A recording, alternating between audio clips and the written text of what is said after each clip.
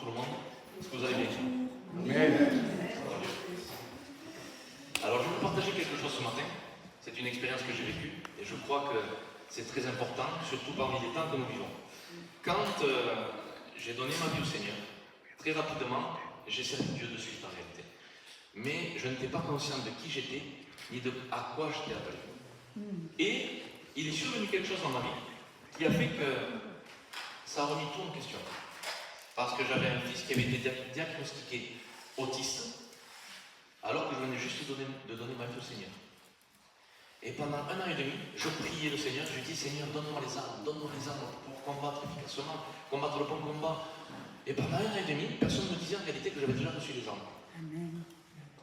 Alors j'ai prié, et rien ne se passait, bien sûr. Et moi je priais, Seigneur, guéris mon fils parce que je sais que tu es tout puissant et que tu peux le faire. Et Dieu ne le guérissait pas. Et un matin, je me suis levé différemment,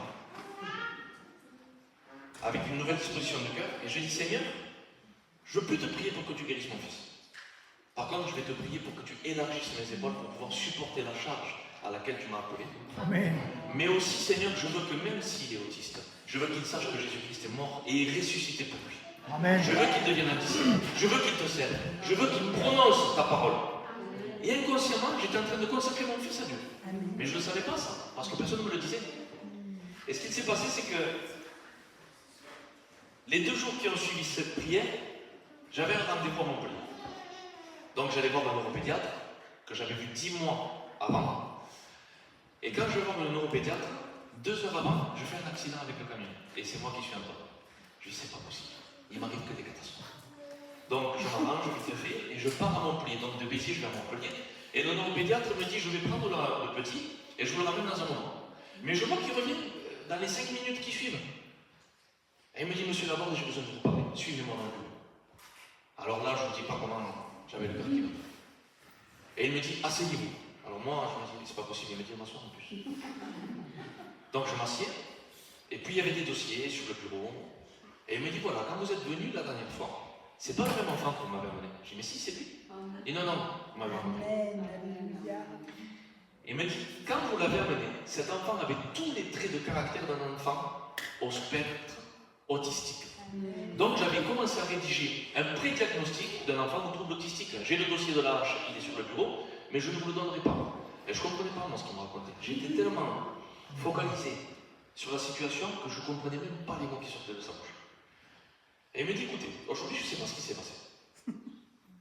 Mais je vous garantis à 300% que votre enfant n'est ni autiste, ni retardé.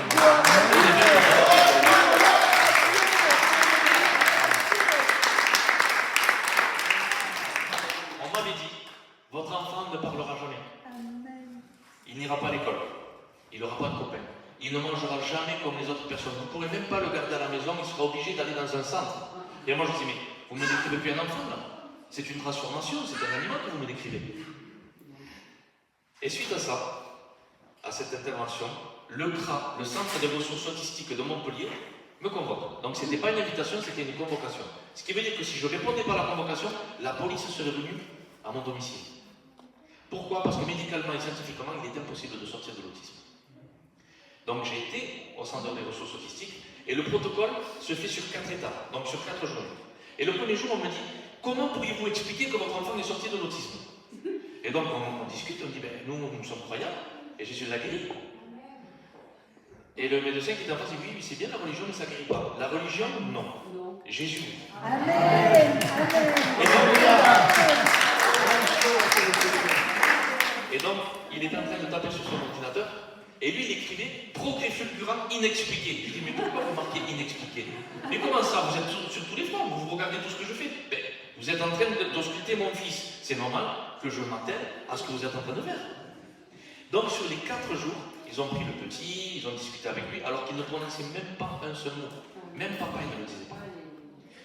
Et donc, ils l'ont filmé, ils ont rigolé avec lui, ils ont regardé un petit peu les interactions qu'il avait. Et le 4e jour, la directrice du centre vient me voir. Et elle me dit, monsieur Laborde, est-ce que vous pouvez me suivre dans le bureau? J'ai dit, décidément, tout le monde veut m'amener dans un bureau. Et il y avait le corps médical, donc je ne sais plus si c'était 14 ou 16 médecins, autour d'une table. Et la directrice me dit, au nom du corps médical, nous tenons à vous présenter des excuses. J'ai dit, mais pourquoi ça?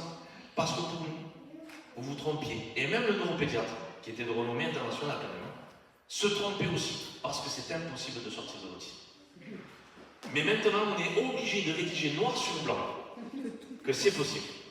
Alors, Madame Favre va vous demander, est-ce qu'on peut garder les bandes de vidéo pour prouver maintenant aux autres parents qu'il est possible de sortir de l'autisme? Et gardez-les avec grand plaisir. Mais précisez que ça ne vient pas de vous, que ça vient de lui. Amen. Bien sûr, il n'a pas répondu. Et il est retourné à ses affaires. Tout ça pour vous expliquer qu'en fait, je ne combattais pas efficacement. Parce que je ne savais pas me défendre et je n'étais pas conscient des armes que Dieu m'avait données. Alors, je voudrais vous partager ces paroles. Dans Éphésiens 6, à partir du verset 10, il est écrit: au reste, frères, fortifiez-vous dans le Seigneur et par sa force toute puissante, revêtez-vous de toutes les armes de Dieu afin de pouvoir tenir ferme contre les ruses du diable. Les ruses du diable, ce sont encore des pièges, c'est des mensonges. Mais c'est un peu comme une. Vous avez vu là les agents commerciaux, quand ils viennent taper à votre porte, ils vous font une vente. Et s'ils sont forts, vous allez acheter. Le diable, c'est la même chose qu'il fait avec nous. Lui, il sait qui nous sommes, mais trop souvent, nous ne sommes pas conscients de qui nous sommes. C'est pour ça qu'il y a beaucoup de problèmes dans nos vies. Vous comprenez? Regardez ce qu'il est écrit. Car nous n'avons pas à lutter contre la chair et le sang, mais contre les dominations, contre les autorités, contre les princes de ce monde de ténèbres, contre les esprits méchants dans les lieux célestes. Alors, la chair, c'est pas le corps. La chair, c'est la nature irrégénérée de l'homme. Donc, on n'a pas à se combattre les uns les autres en réalité. Mais là, il est écrit aussi, ni contre le sang. Mais pourquoi c'est écrit ça? Tout simplement parce que le sang, en réalité, notre identité est aussi dans le sang. Il y a un ADN. Vous avez vu les policiers, quand ils prennent un criminel, ils font un test d'ADN. Parce qu'il y a une identité là-dedans. Et quand il dit que nous n'avons pas à combattre la chair et le sang, mais contre les dominations, les principautés, les princes de l'air, les esprits méchants, Paul est en train de dire que nous n'avons pas lutté contre une nature divine, mais une nature déchue. Parce que ces êtres-là étaient dans le ciel de gloire, mais ils sont déchus de la grâce. Par contre, nous sommes positionnés dans les lieux célestes en Jésus-Christ. Amen. Au-dessus de toute autorité, toute principauté, toute domination. C'est pour ça que je veux vous dire, si nous ne sommes pas conscients de qui nous sommes, nous vivrons une vie de chrétiens médiocre. Et nous subirons les ruses et les assauts mensongers de l'ennemi. Vous comprenez? On poursuit. C'est pourquoi prenez toutes les armes de Dieu afin de pouvoir résister dans le mauvais jour et tenir ferme après avoir tout surmonté. Tenez donc ferme, ayez à vos mains la vérité pour ceinture, revêtez la cuirasse de la justice, mettez pour chaussure à vos pieds le zèle que donne l'évangile de paix, prenez par-dessus tout cela le bouclier de la foi avec lequel vous pourrez éteindre tous les traits enflammés du malin. Prenez aussi le casque du salut et l'épée de l'esprit qui est la parole de Dieu. Alors, je ne sais pas si vous vous souvenez de l'histoire du roi David. Avant qu'il soit roi, il a été oint par Samuel, et puis il arrive sur le front, il vient donner à manger et à boire à ses frères, et là il voit qu'il y a un homme très grand qui est en train de terroriser le peuple d'Israël. Et lui il est là. Alors on dit le petit David, mais le petit David faisait à peu près 1 mètre quand même. Et il se pose des questions, il dit mais pourquoi est-ce que vous tremblez devant les Philistins? On est en train de servir El Elyon, c'est comme ça que ça s'appelle, l'Éternel des armées. Alors comment est-ce que nous on peut trembler devant lui? Je ne comprends pas. Et donc, David, ce qu'il fait, c'est qu'il fait tellement de chahut parmi le peuple que même le roi Saül entend parler de David. Et il y avait Abner. Abner, c'était un dirigeant militaire. Abner, tout seul, pouvait faire la guerre à qui il voulait. Il y avait 200 000 hommes sous sa responsabilité. C'était un homme de guerre. Et pourtant, Saül dit à Abner, Abner, c'est qui ce jeune-là? Pourquoi est-ce qu'il fait autant de refus comme ça? Amène-moi-le. Et donc, David arrive devant Saül et dit, et regardez, on en revient encore à l'identité. Le roi Saül lui dit, première parole lui dit, de qui es-tu fils? Et David se présente et lui dit, je suis le fils de ton serviteur Isaïe. Il se présente comme son serviteur. Il ne lui dit pas, je suis David, non, il dit, je suis ton serviteur. Et il voit, le roi Saül voit qu'il y a une onction particulière, que David est oint. C'est ce qui se passe, il lui dit, mais mon fils, t'es jeune quand même. L'autre, c'est un homme de guerre. Toi, t'es encore un jeune homme. Et il dit, oui, c'est vraiment moi. Mais ce que tu sais pas, c'est que moi, j'étais en train d'arracher la gueule des lions. Je terrassais les ours dans le secret. Donc, il avait reçu son équipement, il avait été formé. Ça ne se voyait pas. Mais là, aujourd'hui, c'était le déclenchement de sa destinée, de son identité, de son autorité. Et quand Saül voit cela, il dit à Abner, amène mon armure et revêtez-le. Mais ce qui se passe, c'est que Saül ne pouvait pas. Pourquoi? Parce qu'on ne peut pas revêtir un manteau qui n'est pas le nôtre. Exactement. On ne peut pas saisir l'identité de quelqu'un d'autre parce que Dieu n'a jamais dit de faire des photocopies. Amen. Nous sommes tous uniques Amen. et nous avons tous reçu quelque chose différemment, mais tous reçu quelque chose venant de Dieu. Amen. Alors, remarquez comment David arrive devant Goliath. Il n'avait pas de protège-dents, il n'avait pas de gants, il n'avait pas d'armes, mais il vient avec sa foi. Oui. Et c'est par la foi qu'il a pu terrasser Goliath. On le retrouve encore même dans Hébreux 11, où il y a les héros de la foi, et c'est écrit. Et on voit que Goliath est vraiment animé d'une grande colère, d'une haine. Il dit, je vais te manger. Vous savez ce qui s'est passé? C'est qu'il a terrassé Goliath, il lui a coupé la tête. Mais pourtant, il n'avait pas d'épée, David. Il lui a coupé la tête avec sa propre arme. Et ça, c'est ce que nous devons faire. Alors on me dirait, mais c'est bizarre quand même, parce que le diable est beaucoup plus en avance que nous. Oui, mais on peut le prendre aussi à son propre piège. Et je vous promets, par expérience, depuis les quelques années que nous servons, mais nous avons vu que parfois, même souvent, le diable est prévisible. Lorsque nous voyons un conflit chez quelqu'un et qu'on voit que c'est répété 2-3 fois, on sait que la 4e fois, ça va être la même chose. Donc on peut aussi anticiper ces choses-là. Vous savez que le diable n'a pas la science de tous les mystères, il n'a pas le monopole de la vérité. C'est un petit peu comme lorsque nous étions à l'école et qu'on nous présentait le test de Rorschach. Vous connaissez ça, le test des tâches? Et selon ce que nous allions répondre, eh bien, les médecins pouvaient dire, lui c'est un ingénieur, lui c'est un avocat, lui il fera rien de bon. Et les diables, c'est ça. Il nous envoie des choses, il tire des traits enflammés contre nous, et il attend de voir nos réactions. Il dit, lui c'est un dangereux. Lui, il faut vraiment le terrasser. Parce que lui, il représente une menace pour mon royaume. Alors si je ne le coupe pas maintenant, je ne pourrai pas le faire plus tard. C'est comme ça que ça marche. Donc c'est à nous d'anticiper ce qui va se passer. Amen. Amen. Il dit aussi, faites en tout temps, par l'Esprit, toutes sortes de prières et de supplications. Veillez à cela avec une entière persévérance et priez pour tous les saints. On a vu que la foi est une arme aussi. Je ne sais pas si vous vous souvenez aussi de Josué. Josué était un conquérant. C'était un guerrier. Mais c'était un suiveur, c'était pas encore un leader. Pourtant, on voit quand même que partout où Josué passait, il était en train de conquérir les villes qu'il prenait. Et à un moment donné, Josué, dans le premier chapitre, a du mal à saisir le manteau, le revêtement, justement, pour prendre la succession et pouvoir guider efficacement le mandat qu'il a reçu. Et ce qui se passe, c'est qu'on voit sur 3 versets, plutôt sur 2 versets, Dieu lui dit fortifie-toi et prends courage. Mais la 3e fois, il lui dit ne t'ai-je pas donné cet ordre? Donc c'était un ordre. Et là, Josué est en train de prendre conscience, il dit mais Seigneur, j'ai oublié, c'est vrai, tu es avec moi, partout où je serai. Et là, il dit à ses soldats, saisissez les armes, on va au combat. Et aucune défaite ne s'en est suivie. Partout où Dieu lui a dit, va, je serai avec toi. Mais au chapitre 6, Josué veut prendre la ville d'Aï. Et là, Dieu ne lui a rien dit. Et ils sont en train d'essuyer une défaite. Et il va vers Dieu et lui dit, mais Seigneur, je ne comprends pas, qu'est-ce qui s'est passé? On a pris une dérouillée. Il dit, mais c'est pas moi qui t'ai envoyé. Je t'ai pas parlé. Amen. Donc je n'étais pas avec toi. Et souvent, nous entreprenons des choses et nous faisons des choses alors que Dieu ne nous a pas parlé. Et là, Josué est en train de prendre conscience. Parce qu'en fait, il avait un peu pris la grosse tête. Et il dit, Seigneur, j'ai oublié. C'est vrai. Je suis obligé de te placer en toutes choses. Et le roi David, c'est ce qu'il faisait aussi. Il ne commençait jamais une bataille avant de donner la gloire à Dieu. Amen. Il louait Dieu avant chaque combat. Et il disait, Seigneur, je te remercie. Merci parce que je sais encore aujourd'hui que le succès t'appartient. Voyons cette fois comme tu vas nous donner la victoire. Il le savait. Il se comportait comme des plus que vainqueurs, ce que nous sommes aujourd'hui. Mais pourtant, très souvent, nous marchons comme ça, la tête baissée. Et le diable se moque de nous. Il dit, mais s'ils sauraient véritablement qui ils sont, c'est moi qui tremblerai devant eux.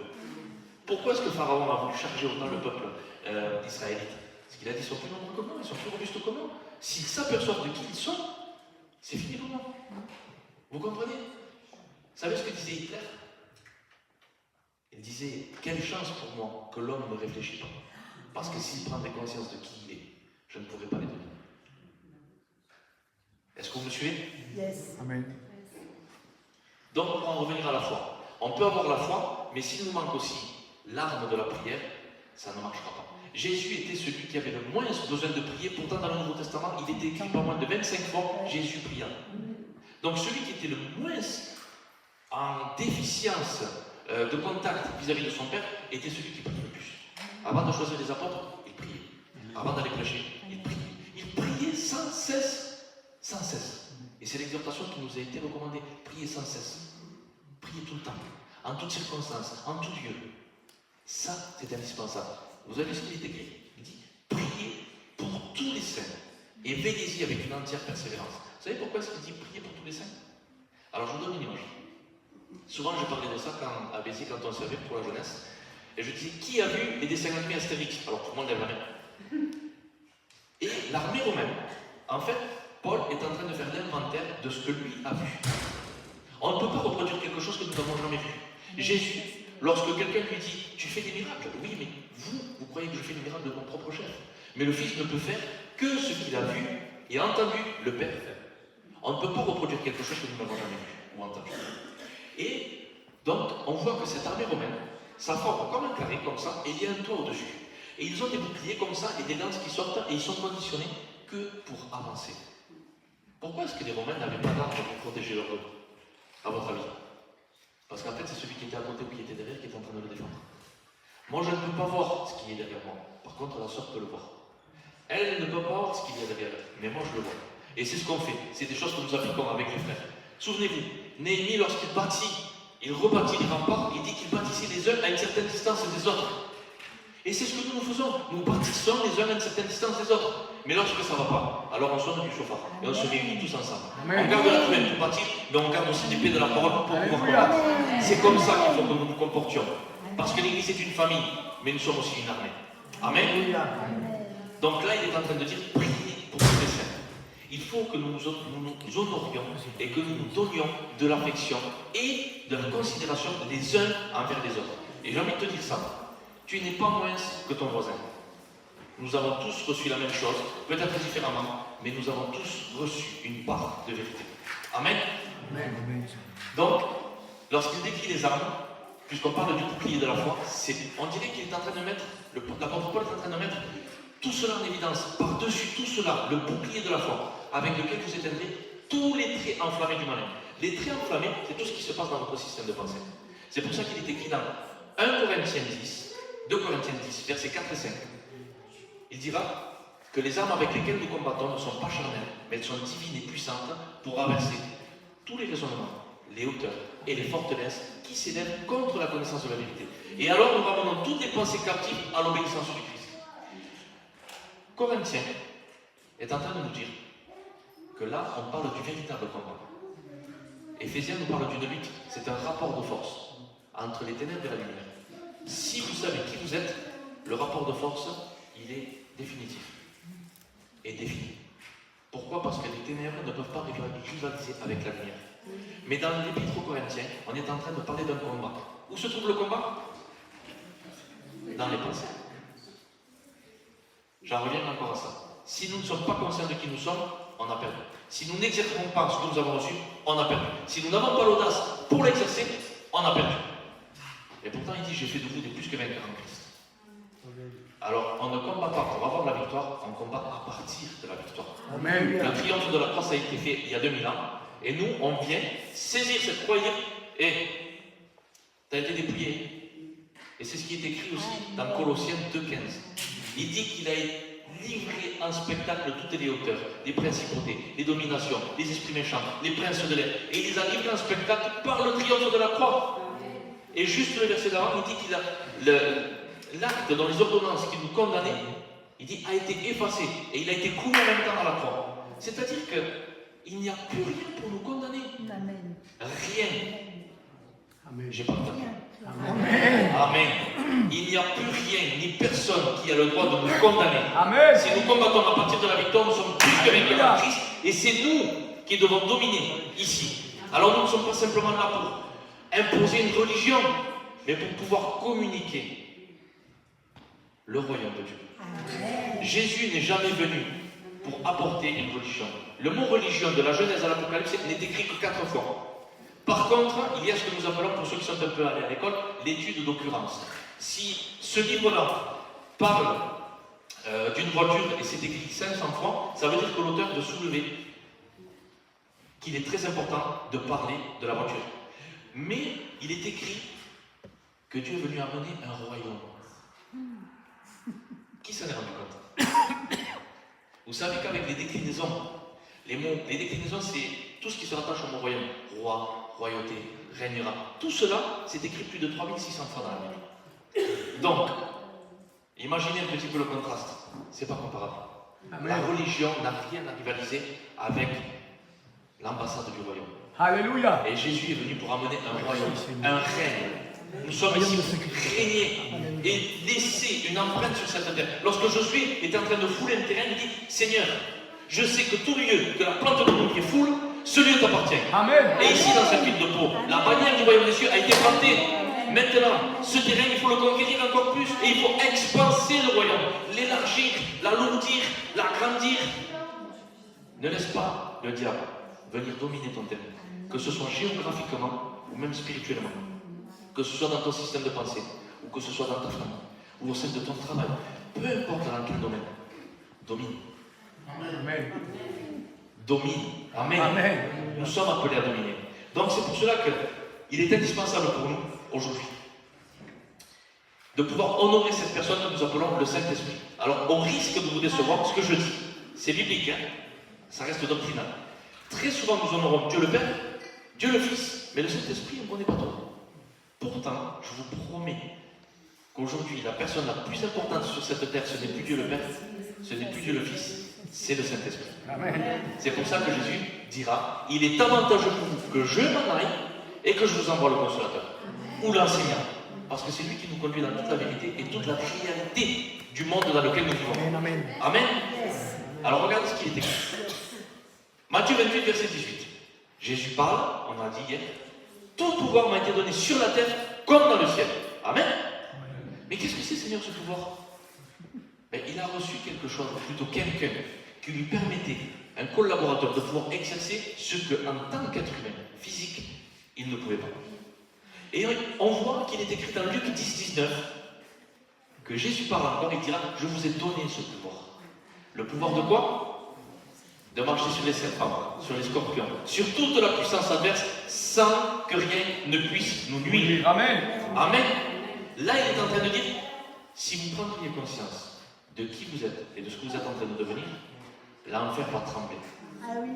Alors, je ne sais pas Amen. si peut-être vous avez été réclamé pour être criblé comme le froment. Moi, je l'ai été. J'ai été criblé, mais ça a apporté du fruit. Pourquoi est-ce que je parle du criblage? Parce qu'en réalité, lorsque Satan est en train de réclamer la vie de Pierre, c'est parce qu'il est en train de l'attaquer dans ses pensées. Et comme il est attaqué dans ses pensées, il dit à Jésus, à Dieu ne plaise, tu ne vas pas la croix. Et Jésus le discerne, lui dit, arrière de moi Satan, tu penses comme les hommes. Donc il est en train de lui dire, tu n'as pas la pensée renouvelée. Tu ne peux pas me dire ça, parce que je suis venu pour mourir sur la croix, et pour triompher de ça. Amen. Et Satan le voyait. Pourquoi? Parce que Satan a vu sans que le Saint-Esprit n'ait été donné encore à l'homme, il a dit, alors ça fait 3 ans qu'ils sont en train de chasser les démons, ils guérissent les malades, la bonne nouvelle du royaume est annoncée, je suis mort. S'ils prennent conscience de qui ils vont devenir en ayant le Saint-Esprit, c'est fini pour moi. Alors il fallait arriver à trouver un peu de corruption dans Pierre pour qu'il perde son mandat. Il avait réussi avec Judas. Les deux ont trahi Jésus. Un s'est repenti, l'autre non. Et regardez pourquoi je dis ça. Parce qu'en réalité, Judas s'est repenti. Oui. Il a tellement été repris de mort Oui, tout à fait. qu'il ne s'est pas mis. Mais nulle part il est écrit que Pierre s'est repenti. C'est pas écrit. Par contre, ses actes l'ont démontré. Amen. Amen. Amen. Et nous voyons qu'au travers de tout cela, en ayant le Saint-Esprit, quand nous sommes réclamés pour être criblés, c'est parce qu'il y a quelque chose de spécial sur nos vies. David Wilkerson disait cela. Il disait, réjouis-toi de ce que tu as une telle renommée dans le domaine des ténèbres. Parce que Satan ne se donnerait pas autant de mal pour détruire qui que ce soit. Il visera toujours à détruire les arbres qui ont le plus de potentiel à porter du fruit. Parce que tant qu'un arbre est tout petit, c'est facile de le détruire. Mais quand il a commencé à prendre de la forme, il devient un petit, juste un jeune platane là. Si on le prend en voiture, on a brisé la voiture. On ne peut pas le déraciner. Et c'est ce que le diable voit. C'est ce que le diable voit quand il nous voit. Il dit, s'ils sont conscients de ce que Jésus a fait d'eux, en fait, pour faire court, il est écrit que le même esprit qui a ressuscité Jésus d'entre les morts, c'est le même esprit qui vit en vous. Alléluia. Est-ce que vous comprenez maintenant? Amen. C'est-à-dire que vous avez la même puissance, la même autorité, la même identité. Vous êtes Christ sur Alléluia. Jésus n'a jamais dit de faire des chrétiens. Il a dit de faire des disciples. Amen. Le mot chrétien, en réalité, c'est même pas le véritable mot que nous prononçons. Pourquoi? Parce qu'à Antioche, les premières personnes qui ont vu les disciples, ils ont dit, ça, ce sont des chrétiens. Ils se comportent pareil, ils font les mêmes miracles, ils ont la même foi, ils ont le même amour, ils ont la même compassion. Ce sont des chrétiens. Ils les ont identifiés au Christ. Alors, de quelle façon est-ce que nous comportons? Et de quelle façon le monde nous voit? C'est une question à se poser. Mais Jésus a dit, faites-en des disciples. Vous savez comment on dit disciple en hébreu? Ça s'appelle talmid. Talmid signifie étudiant. Amen. Faites-en des étudiants. Pourquoi? Parce que je vais leur envoyer celui qui va les enseigner. Et il est écrit que c'est l'onction qui nous enseigne. C'est le Saint-Esprit qui vient ici pour nous enseigner. Personne n'enseignera personne. C'est l'onction avec le Saint-Esprit qui nous enseigne. Mais nous sommes ici ensemble pour nous exhorter, pour nous faire du bien, pour passer un bon moment. Amen. Alors regardez ce qui est écrit maintenant dans Romains 8, verset 14.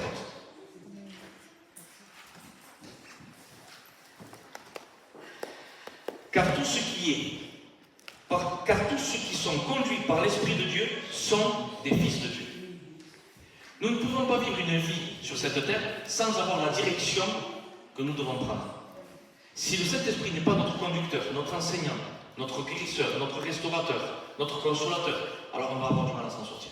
Parce qu'une vie chrétienne sans le Saint-Esprit, je vous promets, pour moi, c'est pas possible. La chrétienté, c'est pas la religion. La religion, c'est lourd à porter.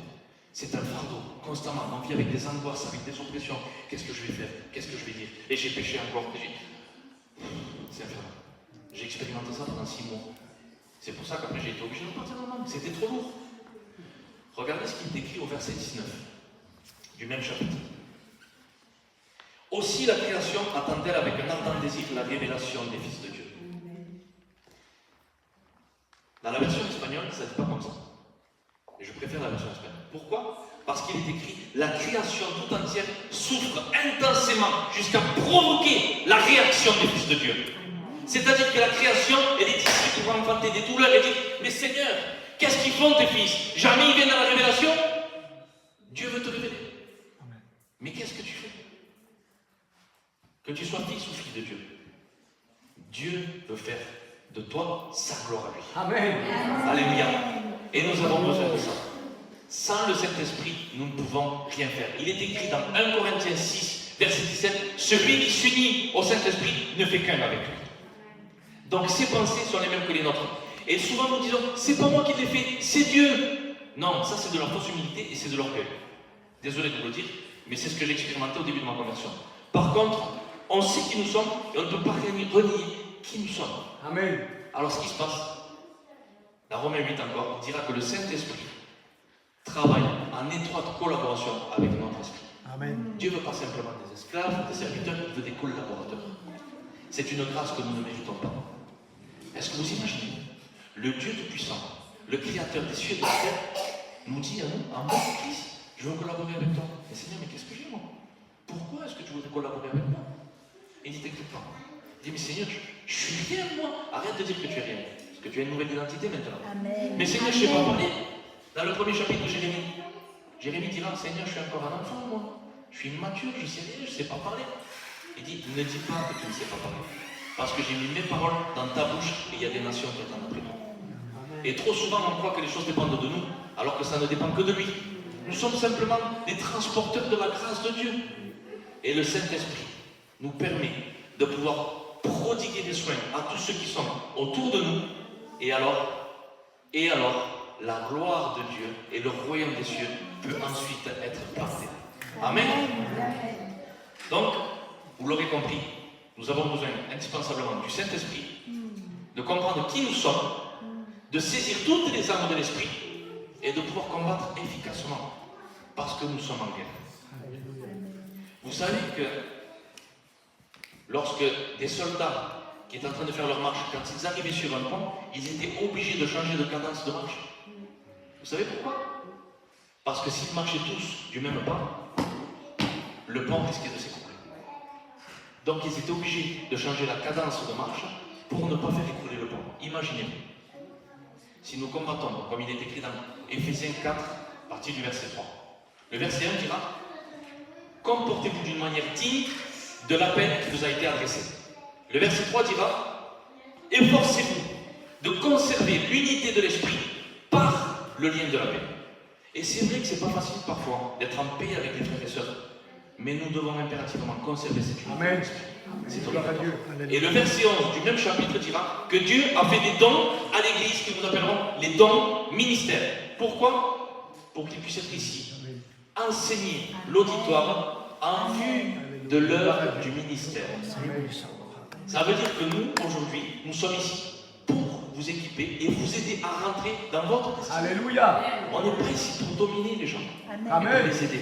Gloire à Dieu. C'est pour ça aujourd'hui que nous vivons cette vie de liberté et que la religion n'a pas d'impact sur nous. Mais aujourd'hui, nous pouvons vivre une vie épanouie en Christ. Et c'est ce que l'apôtre Paul dira aux Galates. Vous avez été appelés à la liberté. Amen. Et même si nous sommes libres, aujourd'hui, il n'y a rien ni personne qui m'empêche de, avec le respect que je dois à tout le monde, de sortir en boîte de nuit ou de me bagarrer avec quelqu'un. Personne ne m'en empêche. Ni Dieu. Pourquoi est-ce que je ne le fais pas? Parce que je n'en sens pas le besoin. Et même ça m'attriste. Le Saint-Esprit vit en moi. Et j'ai les mêmes sentiments que le Saint-Esprit. Et je ne veux pas déplaire à mon Dieu. Ça a été trop difficile pour que je puisse me sortir de la vie dans laquelle j'ai. Alléluia. Et ça serait trop difficile de retourner dans cette vie-là. Je ne serais pas là en train de vous prêcher aujourd'hui. Alors, je ne vais pas aller plus loin, mais je vous demande vraiment, on va prier, je vous demande vraiment de retenir ces 3 points. Indispensablement, on a besoin du Saint-Esprit. Prendre conscience de qui nous sommes en Christ et de revêtir toutes les armes Amen. que le Seigneur nous a données pour pouvoir combattre efficacement. Vous vous en souviendrez? Amen. Seigneur Dieu.